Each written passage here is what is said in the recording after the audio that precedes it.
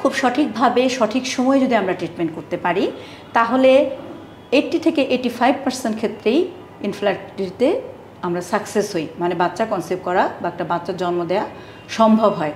Unexplained infertility বলতে আমরা বুঝি যে এখানে প্রায় 15% মানুষ অনেক চিকিৎসার পরেও কনসিভ করবে না, বাট তারা যদি চিকিৎসাগুলো নেয়, যেহেতু আমরা কারণটা জানতে পারি না, এদের মধ্যেও প্রায় 10% কনসিভ করে ফেলে। আসসালামু আলাইকুম প্রিয় দর্শক, আমি ডক্টর ফারহানাজ তন্নি স্বাগত জানাচ্ছি ডেল্টা হাসপাতাল লিমিটেড আয়োজিত সাপ্তাহিক স্বাস্থ্য বিষয়ক অনুষ্ঠান স্বাস্থ্য কথাতে।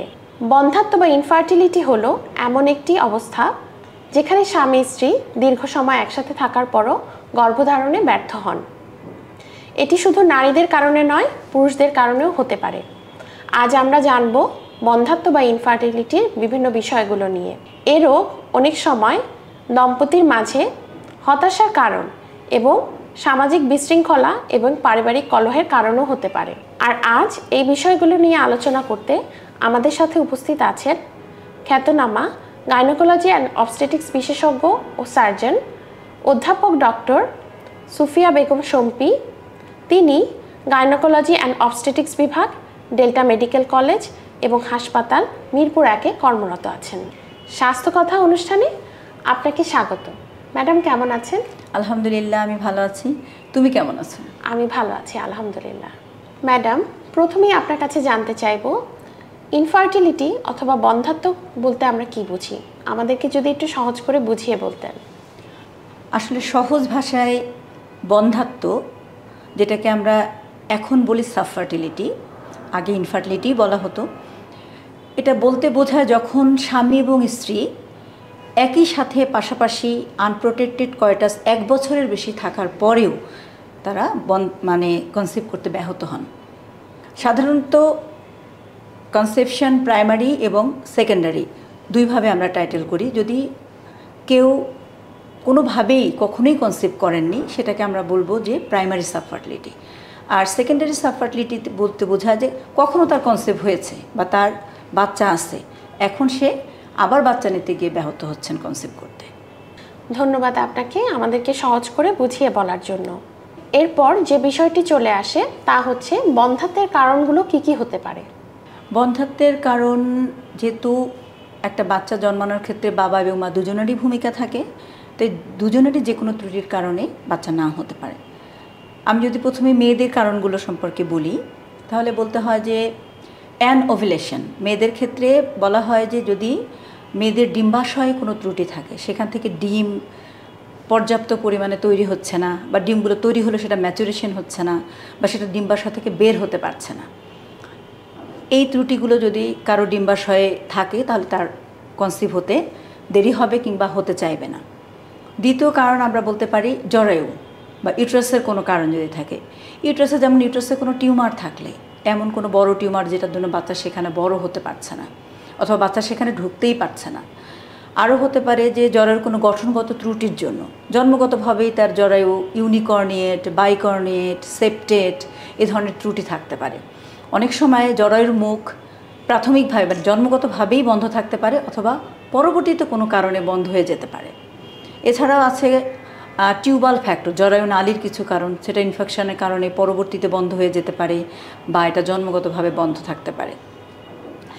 আমরা এখন আরও কিছু সিস্টেমিক কজও আছে, যেমন হরমোন, বডিতে থাইরয়েড হরমোনের স্বল্পতা, মেয়েদের যেসব হরমোন থাকে ইস্ট্রোজেন, প্রোজেস্টেরন, অ্যান্টিমুলারিয়ান হরমোন, এই ধরনের সমস্যা থাকলেও গর্ভধারণ ব্যাহত হতে পারে। আর কিছু আনএক্সপ্লেইনড আছে, দেখা গেল যে কোনো ত্রুটি নাই তবু মেয়েটা কনসিভ করতে পারছে না, এটাকে আমরা আনএক্সপ্লেইনড কজ বলি। ছেলেদের ক্ষেত্রেও ঠিক সেমভাবেই আমরা ছেলেদের কজগুলো যদিও একটু কম, কিন্তু এটাও একদম বাচ্চা তৈরিতে 100% ভূমিকা রাখে জন্যই। যেমন ছেলেদের বীর্য পরীক্ষা, আমরা যদি বীর্য খেয়াল করি তাহলে দেখা যাবে বীর্যের মধ্যে যদি শুক্রাণুর পরিমাণ কম থাকে বা শুক্রাণু একেবারেই না থাকে, কখনো কখনো শুক্রাণুর গঠনগত ত্রুটি থাকতে পারে। আবার অনেকের জন্মগতভাবে ছেলেদের যে প্রজননতন্ত্রর মধ্যে টেস্টিস, এটা দেখা গেল যে তার যে সঠিক অবস্থান সেখানে না, সে হয়তো অন্য একটা জায়গায় রয়েছে। কোনো কোনো ক্ষেত্রে এই চেঞ্জগুলো ছেলেদের অতিরিক্ত মদ্যপান বা অতিরিক্ত সিগারেট স্মোকিংয়ের জন্য হতে পারে।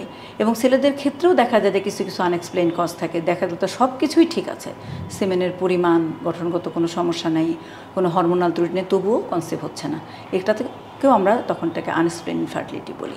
বন্ধ্যাত্বের কারণগুলো কি হতে পারে আমরা জেনে নিয়েছি। এখন জানতে চাইব পুরুষ এবং মহিলার ক্ষেত্রে বন্ধ্যাত্ব জানার জন্য কি কি পরীক্ষা নিরীক্ষা করা যেতে পারে? হ্যাঁ, এটা খুবই গুরুত্বপূর্ণ একটা প্রশ্ন। মেয়েদের ক্ষেত্রে সাধারণত আমরা একটা পেশেন্ট যখন আমাদের কাছে যে কনসেপ্ট করতে পারছে না, এরকম পেশেন্ট আসলেই কিছু বেসিক টেস্ট দিয়ে দেওয়া হয়। মেয়ের ক্ষেত্রে সেটা হচ্ছে ট্রান্সভেজাইনাল সোনোগ্রাফি, মাসিকের রাস্তা দিয়ে একটা বিশেষ ধরনের আল্ট্রাসোনোগ্রাফি করা হয়। এছাড়া এবং এটা দিয়ে আমরা মেয়ের প্রজননতন্ত্র সম্পর্কে অনেক কিছুই জানতে পারি। দ্বিতীয়ত ইম্পর্টেন্ট কিছু হরমোন অ্যানালাইসিস করা হয়, যেগুলো কনসেপশনের ক্ষেত্রে গুরুত্বপূর্ণ ভূমিকা রাখে। যেমন থাইরয়েড হরমোন অ্যানালাইসিস, মেয়েদের ক্ষেত্রে প্রোজেস্টেরন হরমোন, অ্যান্টিমুলারিয়ান হরমোন, এই হরমোনগুলো পরীক্ষা করতে দেওয়া হয় বেসিকভাবে। কারো যদি ডায়াবেটিস থাকে অবশ্যই সেখানে আমরা ডায়াবেটিস পরীক্ষা করে সেটা নিয়ন্ত্রণে আসছে কিনা সেটা পরীক্ষার জন্য দিয়ে দিই।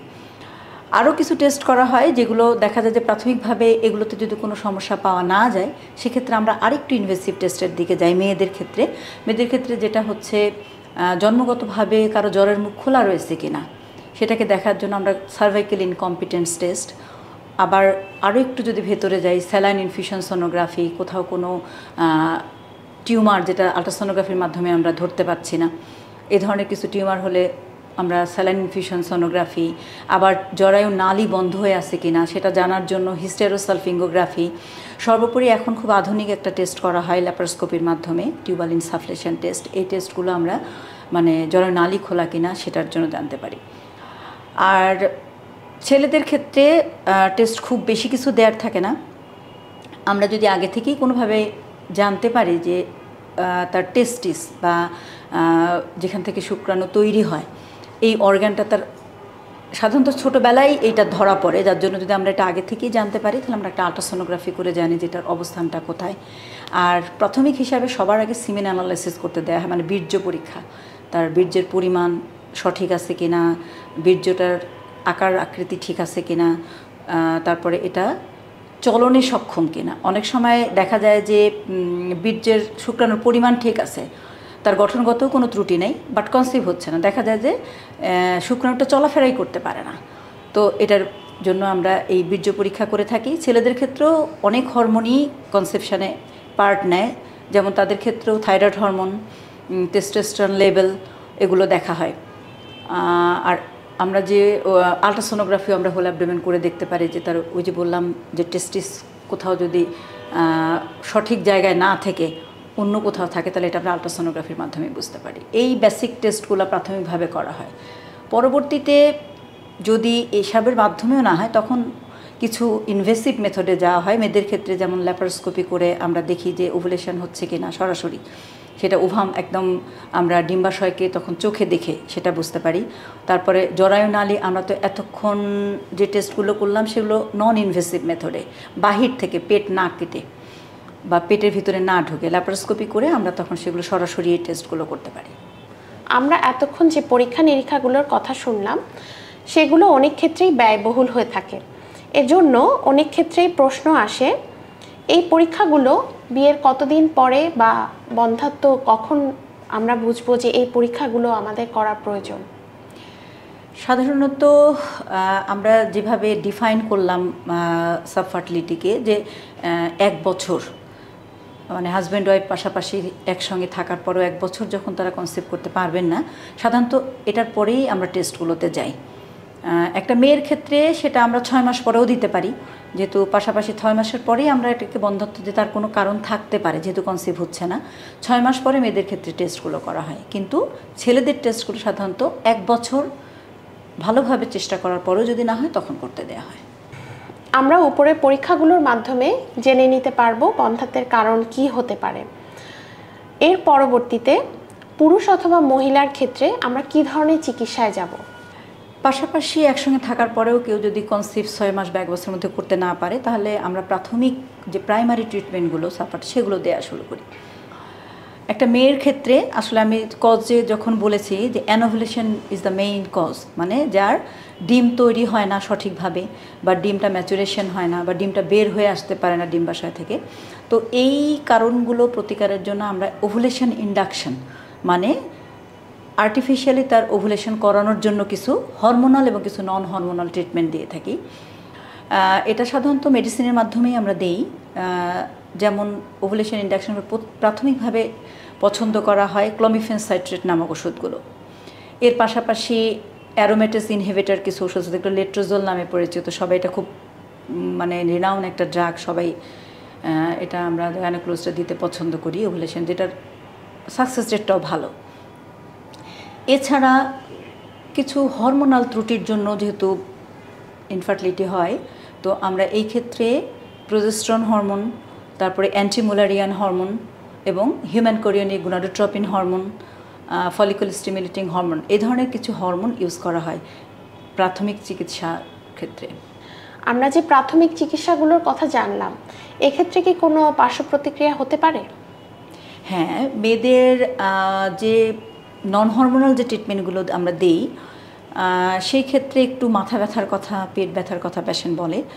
আর অনেক ক্ষেত্রে দেখা যায় যে রাতে ঘুম হচ্ছে না, বা যেহেতু একেবারেই হরমোনাল ট্রিটমেন্টগুলো নিলে একটু হট ফ্লাশ, মানে হঠাৎ করে গরম লাগা, ঠান্ডা লাগা, এই ধরনের কিছু অনুভূতি মানে মেয়েদের ক্ষেত্রে হতে পারে। আর ছেলেদের ক্ষেত্রে দেখা যায় যে যে নন হরমোনাল ট্রিটমেন্টগুলো আমরা ইউজ করি বা হরমোনাল দিলেও এদের ক্ষেত্রে কিছুটা লিভার এফেক্ট হতে পারে, মানে জন্ডিস টাইপের কোনো অসুখ বিসুখ হতে পারে। তবে সব ক্ষেত্রে, সবার হয় না, কোনো কোনো ক্ষেত্রে হতে পারে। পার্শ্ব প্রতিক্রিয়া যদি সৃষ্টি হয়, সেক্ষেত্রে কি করা উচিত? সেক্ষেত্রে আমরা প্রাথমিকভাবে চিকিৎসাটাকে একটু স্টপ রাখি কিছুদিনের জন্য, খুব বেশি দিন না, 2 থেকে 3 মাসের জন্য স্টপ রাখা হয়। পরবর্তীতে আবার এটাকে শুরু করে। দেখা যায় যে প্রথমবার হয়তো সে টলারেট করতে পারে না, কিন্তু পরবর্তীতে এই সাইড ইফেক্ট নিরূপণের জন্য কিছু ওষুধ আগে থেকেই দেওয়া হয়, তারপরে সেগুলো অনেকখানি কমে আসে। আচ্ছা, আমরা এতক্ষণ যে বিষয়গুলো নিয়ে আলোচনা করলাম সবগুলোই প্রাথমিক পর্যায়ের চিকিৎসা। আর একটু অ্যাডভান্স লেভেলে গেলে আমরা কি কি চিকিৎসা পেতে পারি? এখন আমরা যখন হরমোন নন হরমোনাল ট্রিটমেন্ট দিয়ে চেষ্টা করলাম, 3 থেকে 6 মাস বা 1 বছর পর্যন্ত এটা করা হয়। প্রথমে মুখে মেডিসিন দেওয়া হয়, এরপরে কাজ না হলে আমরা কিছু ইনজেকশানেও যাই। তাতেও যদি না হয়, তখন আমরা কিছু ইনভেসিভ টেস্ট করি, এবং সেখানে যদি দেখা যায় যে কারো জরায়ু নালী বন্ধ হয়ে আছে, বা তার এন্ডোমেট্রিওসিস নামক একটা টিউমার আছে, যেটার জন্য মোটামুটি স্ত্রী প্রজননতন্ত্রের যে মানে কী বলবো ওয়ে, সেটা নষ্ট হয়ে গেছে, তো সেই ক্ষেত্রে তখন আমরা আর্টিফিশিয়াল রিপ্রোডাক্টিভ টেকনিকের দিকে যাই।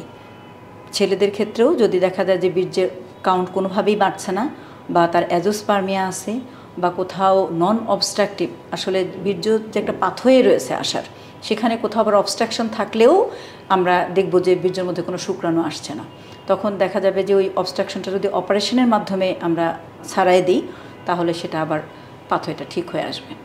আমরা এতক্ষণ যে বিষয়গুলো নিয়ে কথা বললাম তার সবগুলোই ছিল চিকিৎসা সম্পর্কে। আমরা চিকিৎসার পর্যায় পর্যন্ত না এসে তার আগেই প্রতিকারের কোনো কি উপায় আছে? হ্যাঁ, কিছু কিছু ক্ষেত্রে অবশ্যই প্রতিকার করা যেতে পারে, যদিও সব কিছুই আমরা প্রতিকার করতে পারবো না ইনফার্টিলিটি বা বন্ধ্যাত্বের ক্ষেত্রে। লাইফস্টাইল মডিফিকেশন এটা একটা বিশেষ ভূমিকা রাখে কনসেপশানে। যেমন ওয়েট, ওজন যদি কারো বেশি থাকে, সেই ক্ষেত্রে ওভুলেশনে অনেক ধরনের, মানে ডিম তৈরিতে, ডিম ম্যাচুরেশনে, ডিম বের হওয়ার ক্ষেত্রে বাধাগ্রস্ত হতে পারে। তাই লাইফস্টাইল মডিফিকেশনের মাধ্যমে আমরা যদি ওজনটাকে নিয়ন্ত্রণ করি, তাহলে অনেকাংশে অ্যানোভুলেশন প্রিভেন্ট করা যাবে। আর কিছু হরমোন আগে থেকেই যদি তার হরমোনাল ইমব্যালেন্স আছে আমরা জানি, তাহলে সেই হরমোনটাকে আগে থেকে ওষুধ বা ইনজেকশন দিয়ে ঠিক করে নিতে হবে। কেউ কেউ আছেন যে ইনফেকশন, যেমন ধরো যে কেউ একটা বাচ্চা তার নষ্ট হয়ে গেল, বা কেউ বাচ্চা চাইলো না, বাচ্চা নষ্ট করলো, এরপরে দেখা যায় যে তার সে আর চিকিৎসা নেয় না। কিন্তু এটা যদি চিকিৎসা না নেয়, তাহলে ওখানে একটা ইনফেকশন হবে, যে ইনফেকশনটার সাইন সিমটমগুলো বাহির থেকে হয়তো তেমন বোঝাই যাবে না, কিন্তু এটা হয়ে জরায়ু নালী বন্ধ হয়ে যেতে পারে, এবং জরায়ুর যে ক্যাভিটি আমরা বলি, জ্বরের যে ঘর যেখানে বাচ্চা এসে অবস্থান করে, সেটাও বন্ধ হয়ে যেতে পারে। সুতরাং কোনো ইনফেকশন বা এ ধরনের কোনো কাজ যদি সে করে থাকে তাহলে সেটা সঠিকভাবে চিকিৎসা করতে হবে, তাহলে পরবর্তীতে সেই ইনফার্টিলিটি আর ফেস করবে না। ছেলেদের ক্ষেত্রেও একই রকম ওজন নিয়ন্ত্রণ করতে হবে, যে চেইন স্মোকার বা স্মোকার রয়েছে বা অ্যালকোহলিক রয়েছে সেগুলো অভ্যেস বাদ দিতে হবে। হরমোন যদি তার কোনো ত্রুটি থাকে তাহলে সেগুলো আগে থেকেই ট্রিটমেন্ট করলে সেটা আগে থেকে আমরা প্রতিরোধ করতে পারবো। আর আরেকটা জিনিস হচ্ছে যে ছোটোবেলায় যে বললাম যে প্রজননতন্ত্রে যদি তার টেস্টিস তার নির্দিষ্ট অবস্থানে না থাকে তাহলে এটাকে অপারেশনের মাধ্যমে কিন্তু সঠিক অবস্থানে আনা যায়। তো এই ধরনের কিছু কিছু কারণ আমরা যদি আগে থেকে জানতে পারি, প্রতিরোধ করলে পরবর্তীতে ইনফার্টিলিটি ডেভেলপ করে না। ম্যাডাম, আরেকটি গুরুত্বপূর্ণ প্রশ্ন, আমরা ইনফার্টিলিটির ক্ষেত্রে একটি গুরুত্বপূর্ণ চিকিৎসার কথা জানি যেটাকে বলা হয় আর্টিফিশিয়াল রিপ্রোডাক্টিভ টেকনিক। এই চিকিৎসাটি কাদের ক্ষেত্রে প্রযোজ্য বা কারা এই চিকিৎসাটি নেবে? আচ্ছা, এটার কিছু ক্রাইটেরিয়া আছে। যখন আসলে মেয়েদের ক্ষেত্রে, ফার্টিলিটির ক্ষেত্রে মেয়েদের বয়সটা কিন্তু ভীষণ ইম্পর্টেন্ট। ছেলেদের হয়তো সে 50-60 বছরেও প্রজননের জন্য বা বাচ্চা কনসিভের জন্য সে ঠিক থাকে, ফিট থাকে, বাট একটা মেয়ের ক্ষেত্রে 35-এর পরেই তার এই ওভারিয়ান রিজার্ভ বলেন বা আমরা যেটাকে বলি ফার্টিলিটি পাওয়ার, সেটা কমতে থাকে। তো দেখা যায় যে যারা দীর্ঘদিন চেষ্টা করেছে, কনসিভ করতে পারছে না, বা তাদের অনেক দেরিতে বিয়ে হয়েছে, দেখা গেল 33-এ বিয়ে হয়েছে, আমরা তার ক্ষেত্রে হয়তো 1-1.5 বছরই ট্রাই করতে পারলাম। তো সব ক্ষেত্রে আমি বলবো যে বয়স একটা বিশাল ইম্পর্টেন্ট। এখানে যে মেয়েটার বয়স 35 বা তার উপরে, যার ওভারিয়ান রিজার্ভ অনেকখানি কমে যাচ্ছে, তারপরে অবশ্যই যারা আর্টিফিশিয়াল রিপ্রোডাক্টিভ টেকনিকের জন্য সিলেক্ট করবো তাকে অবশ্যই হেপাটাইটিস বি এবং এইডস এই দুটো নেগেটিভ হতে হবে। হেপাটাইটিস বি পজিটিভ বা এইডস পজিটিভ রোগীদেরকে আমরা আর্টিফিশিয়াল রিপ্রোডাক্টিভ চুজ করি না। গুরুত্বপূর্ণ। ছেলেদের ক্ষেত্রে যাদের অ্যাজোস্পার্মিয়া রয়েছে, মানে যাদের বীর্যের মধ্যে কোনো শুক্রাণুই নেই, হ্যাঁ এটা থাকতে পারে। আবার যাদের ইনফেকশন হয়ে দেখা গেল যে সামাইনাল ভেসিকল যে এটা পুরোপুরি বন্ধ রয়েছে, বা যার অবস্ট্রাকশন খুলে দেওয়ার পরেও সেমেন আসতেছে না, মানে শুক্রাণু আসতেছে না, তো সেই ক্ষেত্রে এই ধরনের কাপলদেরকে আমরা আর্টিফিশিয়াল রিপ্রোডাক্টিভ টেকনিকের জন্য সিলেক্ট করে থাকি। ধন্যবাদ ম্যাডাম। এবার জানতে চাইব ডেল্টা হাসপাতালে সাফার্টিলিটি নিয়ে কি কি চিকিৎসা ব্যবস্থা চালু রয়েছে? ডেল্টা হসপিটাল মানে আমার হসপিটালে মোটামুটি একেবারেই এক্সটেন্সিভ যে ট্রিটমেন্টগুলো এআরটি ছাড়া মোটামুটি সবগুলোই রয়েছে। আসলে সাফার্টিলিটি শব্দটা যতই ব্যাপক হোক না কেন, এর চিকিৎসা বা প্রতিকার কিন্তু অতটাও কঠিন নয়। আমরা যে ট্রিটমেন্টগুলো ডেল্টা হাসপাতালে দিই, প্রাথমিক সকল medicine, injection, laparoscopy, hormonal as এবং হরমোনাল ট্রিটমেন্ট সবগুলো ব্যবস্থাই এখানে রয়েছে। আমরা এই ট্রিটমেন্টের মাধ্যমে মোটামুটি প্রাথমিক এবং হরমোন এগুলোর মাধ্যমে প্রায় 80% রোগী কনসিভ করতে সমর্থ হন। এআরটির যে ব্যাপারটা, এখন যে নিউ টেকনিক ইনফার্টিলিটির ক্ষেত্রে খুব শীঘ্রই আমাদের প্ল্যান রয়েছে এখানে এআরটি স্থাপন করার। ইনফার্টিলিটির চিকিৎসার ক্ষেত্রে অনেকের ক্ষেত্রে প্রথমে যে ভয়টি থাকে তা হচ্ছে কতটুকু সাকসেসফুল হবে ট্রিটমেন্টটা, আর দ্বিতীয়ত হচ্ছে চিকিৎসার খরচ কি অনেক ব্যয়বহুল কিনা। এক্ষেত্রে আপনি যদি আমাদেরকে একটু খুলে বলতেন যে চিকিৎসার খরচটা কী ধরনের হতে পারে। আচ্ছা, প্রথমে তাহলে সাকসেস সম্পর্কে বলি। আসলে আল্লাহর রহমতে যদি কেউ ঠিকভাবে ওষুধ সেবন করে এবং ইনজেকশনগুলি নেয়, তো দেখা যায় যে 80% ক্ষেত্রেই এটা সফল হয় মেডিসিন এবং ইনজেকশনের মাধ্যমে। আর খরচ আসলে অন্যান্য ওষুধের মতোই খুব বেশি ব্যয়বহুল আমি বলবো না, কিন্তু যেহেতু ট্রিটমেন্টটাকে 3 থেকে 6 মাস বা কখনো কখনো 1 বছর পর্যন্ত আমরা এক্সটেন্ড করি, সেই ক্ষেত্রে খরচটা কিছুটা বেড়ে যায়। সেটা অন্যান্য ওষুধের চেয়ে খুব সামান্যই বেশি। ইনজেকশনগুলি অনেক সময় দেশীয় ইনজেকশন আমাদের যেগুলো রয়েছে সেগুলো একটু কম প্রাইজেই পাওয়া যায়, কিন্তু বাহির থেকে কিছু কোনো ক্ষেত্রে আমরা হরমোনগুলি দেওয়ার চেষ্টা করি, তো সেই ক্ষেত্রে কিছুটা খরচ বেড়ে যায়। এবং সেটাও আমার মনে হয় যে আমাদের দেশের প্রেক্ষাপটেও মানুষের সামর্থ্যের মধ্যেই রয়েছে, খুব বেশি কিছু না। ধন্যবাদ। এবার আমরা দর্শকদের পক্ষ থেকে কিছু প্রশ্ন নিব। প্রথম প্রশ্নটি করেছেন মিম রহমান। তিনি জানতে চেয়েছেন কোন বয়সটা মেয়েদের গর্ভধারণের জন্য সবচেয়ে বেশি উপযুক্ত। এটাকে যদি আমরা লিটারালি বলি বইয়ের ভাষায়, তাহলে তো আসলে আফটার 18 to 35 এটি হচ্ছে গর্ভধারণের উপযুক্ত সময়। কিন্তু অ্যাজ এ গাইনোকোলজিস্ট আমি মনে করি যে প্রথম বাচ্চা গর্ভধারণের সবচেয়ে উপযুক্ত সময় হচ্ছে 22 থেকে 27 বছর। এবং আমি মনে করি যে ফ্যামিলি কমপ্লিট, আমরা তো আসলে এখন ফ্যামিলি কমপ্লিট মানে বুঝি 2টো বাচ্চা, তো সেটা 35-এর আগেই হওয়া উচিত।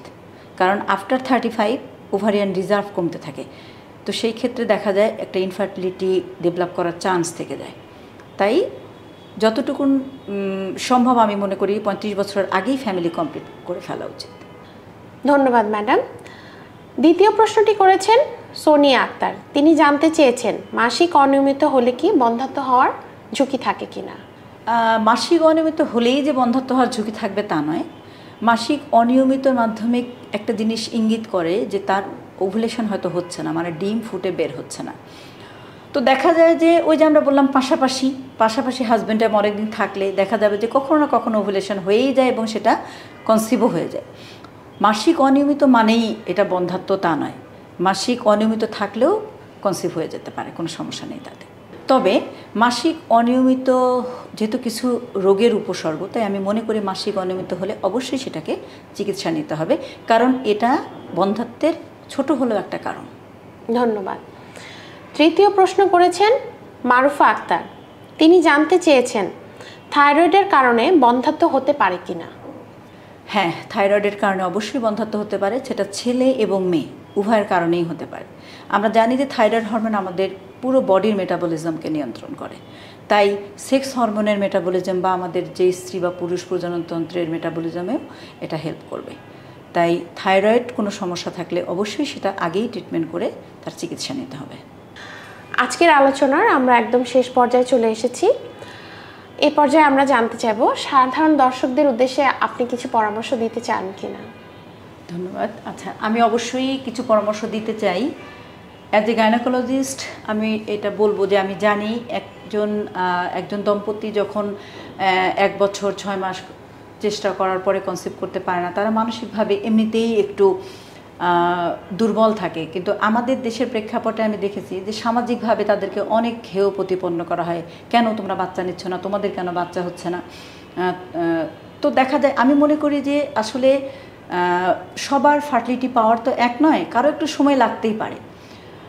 তো আমরা সামাজিক বলি, অর্থনৈতিক বলি বা অ্যাজ এ ডক্টর আমি বলি যে আসলে এই ব্যাপারটাকে, সাফার্টলি ব্যাপারটাকে অনেক বেশি বড় করে না দেখে, অনেক কঠিন কিছু না ভেবে আধুনিক যে চিকিৎসা ব্যবস্থাগুলো রয়েছে, একজন দম্পতি যখন কনসিভ করতে প্রবলেম ফেস করতেছে তখন তাদের ডাক্তারের কাছে আসতে হবে।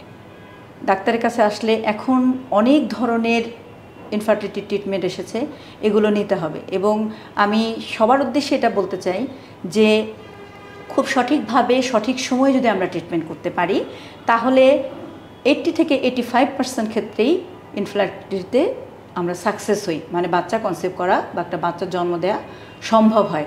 আনএক্সপ্লেইন ইনফার্টিলিটি বলতে আমরা বুঝি যে এখানে প্রায় 15% মানুষ অনেক চিকিৎসার পরেও কনসিভ করবে না, বাট তারা যদি চিকিৎসাগুলো নেয়, যেহেতু আমরা কারণটা জানতে পারি না, এদের মধ্যেও প্রায় 10% কনসিভ করে ফেলে।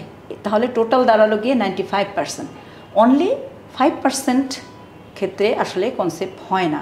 তো এই 5%টাকে আমরা খুব বড় করে দেখব না, আমরা 95%টাকেই গ্রহণ করব এবং সঠিকভাবে চিকিৎসা নিব। ডেল্টা মেডিকেল কলেজে আমি প্রায় 13 বছর ধরে কর্মরত রয়েছি। আপনারা আসুন, আমাদের কাছে চিকিৎসা নিন, আপনার কারণটি জানুন এবং সঠিক চিকিৎসার মাধ্যমে আপনার বন্ধ্যাত্বের অভিশাপ থেকে আপনি রেহাই পান। এটাই আমার পরামর্শ সবার জন্য। আজকের অনুষ্ঠানে মূল্যবান সময়টি দেওয়ার জন্য ম্যাডাম আপনাকে ধন্যবাদ। তোমাকে ধন্যবাদ এবং সকল দর্শককেও ধন্যবাদ। দর্শক আপনাদের সবাইকেও ধন্যবাদ আমাদের সঙ্গে থাকার জন্য। আমন্ত্রণ রইল আগামী পর্ব দেখার জন্য।